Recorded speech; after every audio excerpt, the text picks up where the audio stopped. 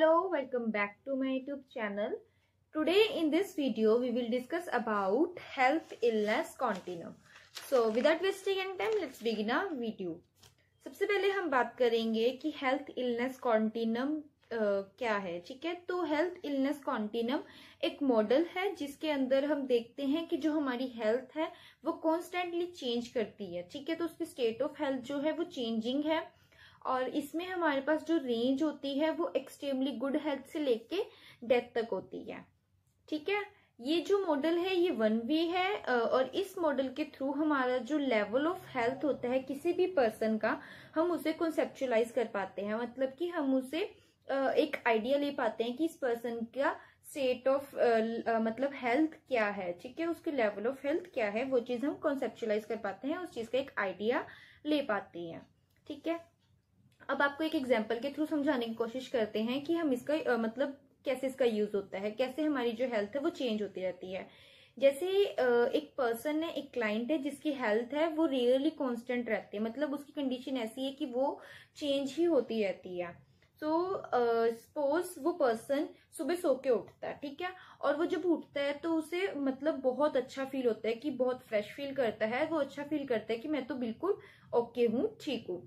ठीक है, mid morning तक आते आते उसको हेडेक डेवलप हो जाता है. ठीक है, तो वो मतलब उसको अब क्या हुआ, सुबह वो बिल्कुल ठीक था, मिड मॉर्निंग तक उसे हेडेक डेवलप हो गया. ठीक है, थोड़ी देर बाद जैसे ही मिड मॉर्निंग पास आउट होती है और वो आफ्टरनून की तरफ जाता है तो आफ्टरनून होती है, होते होते उसका जो हेडेक है वो भी ठीक होने लग जाता है. तो वो आफ्टरनून के टाइम पे क्या होता है कि वो फीलिंग फाइन, कि वो ओके फील करता है कि उसका हेडेक जो है वो ठीक हो चुका है, उसे उस पेन से रिलीफ मिल चुका है. ठीक है, अब आपको जैसे स्क्रीन पे दिख रहा होगा कि जो इलनेस वेलनेस कॉन्टिनम मॉडल है वो एक स्केल है जिसमें दोनों तरफ एरोज है. ठीक है, सो जो राइट एरो है वो डिनोट करती है हमारी लेवल ऑफ हेल्थ की वेलनेस को, कि वो टुवर्ड्स वेलनेस जा रही है. ठीक है, सो जो लेफ्ट एरो है वो डिफाइन मतलब वो हमें शो करती है कि जो पर्सन है वो डेथ की तरफ जा रहा है, कि वो प्री मेच्योर डेथ की तरफ स्टेप बाय स्टेप उसकी तरफ मूव कर रहा है. ठीक है,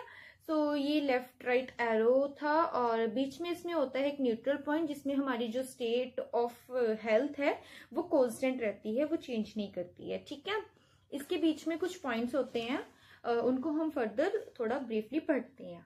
सबसे पहले हम बात करेंगे राइट एरो की तरफ जो कि टुवर्ड्स द वेलनेस थी. तो उसमें सबसे पहला पॉइंट आता है अवेयरनेस. ठीक है, अवेयरनेस का क्या मतलब है, हमें बाय वर्ड ही समझ में आना है कि अगर मतलब हमें कोई चीज के रिगार्डिंग अवेयरनेस होना. ठीक है, सो इसमें बोला गया है कि person should be aware toward his health status and doesn't neglect any warning science of illness. मतलब वो पर्सन है वो अपने हेल्थ स्टेटस के रिगार्डिंग अवेयर है और वो कोई भी साइंस जो है वार्निंग साइंस अगर उसे शो हो रही हैं तो उन्हें वो नेग्लेक्ट नहीं कर रहे हैं. सपोज अगर हम एक एग्जांपल ले ले तो उसमें हम देखते हैं कि एक पर्सन है वो उसे साइन आ रहे हैं कि वो ओबेसिटी की तरफ जा रहा है, मतलब वो जो फैट है वो गेन कर रहा है एक्सट्रीमली. ठीक है, सो वो पर्सन उस साइन को नेग्लेक्ट करने के बजाय उसके ऊपर एक्शन लेगा. ठीक है, क्या एक्शन लेगा, वो फिजिकल वर्कआउट स्टार्ट कर देगा.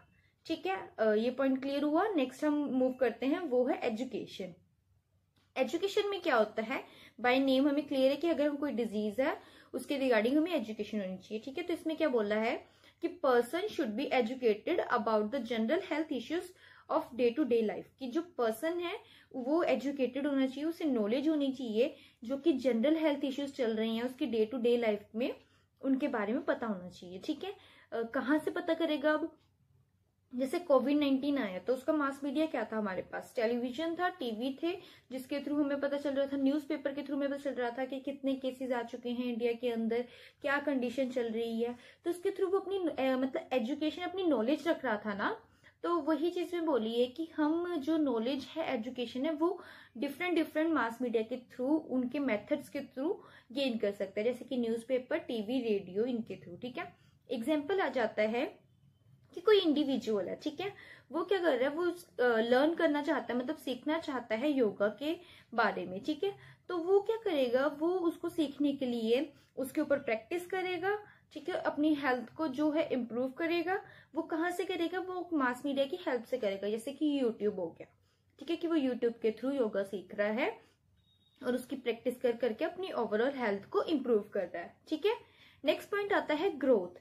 ग्रोथ के अंदर क्या इंक्लूड होता है कि ग्रोथ के अंदर जो उसके ग्रोथ एस्पेक्ट्स होते हैं इंडिविजुअल के, वो इंक्लूड करते हैं। जैसे कि उसकी मेंटल ग्रोथ होगी, फिजिकल ग्रोथ होगी, स्पिरिचुअल ग्रोथ होगी, इनको वो कंसीडर करता है और इनके ऊपर काम करता है कि वो मेंटली कोई टेंशन नहीं ले रहा है, फिजिकली वो अपनी बॉडी को फिट रख रहा है, स्पिरिचुअली कि उसका जो इन्वायरमेंट है, उसके सराउंडिंग्स है वो अच्छे हैं, उसके थ्रू वो खुद को ठीक रख रहा है और मतलब उसका विश्वास है धर्म की तरफ, धार्मिक की तरफ, तो वो उस चीज को भी फोकस रख रहा है और अपने उसको मतलब बॉडी को काम फील करवा रहा है। ठीक है, सो हेल्दी रहने के लिए भी जो ग्रोथ है वो जरूरी होती है, ताकि वो मेंटली, फिजिकली, स्पिरिचुअली अगर अपने आप को ग्रो करता रहेगा तो वो डिजीज फ्री रहेगा। ठीक है, ये बोला जाता है। नेक्स्ट है लेफ्ट एरो की तरफ हम बात करते हैं, जो कि प्री मैच्योर डेथ की तरफ लेके जाती है।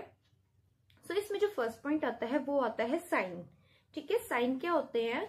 तो साइन मतलब कि हमें किसी डिजीज के एविडेंस शो करते हैं कि ये साइन आ रहा है तो इस पर्सन को ये डिजीज होगी। ठीक है, तो ये ऑब्जेक्टिव इन नेचर होते हैं जो कि फिजिशियन और किसी हेल्थ वर्कर के थ्रू ही रूल्ड आउट किए जाते हैं, फाइंड आउट किए जाते हैं। जैसे कि किसी को फीवर हो जाता है या कोई लंप हो जाता है, तो वो चीज एक साइन है कि अच्छा ये साइन आ रहा है इस पर्सन को इस डिजीज के एविडेंस पे। ठीक है, कि ये डिजीज है इसको। ठीक है, सिम्टम्स जो होते हैं वो सब्जेक्टिव साइंस होते हैं जो कि पेशेंट के थ्रू मेजर किए जाते हैं। मतलब कि पेशेंट उस चीज को फील कर सकता है, उसे देख सकता है।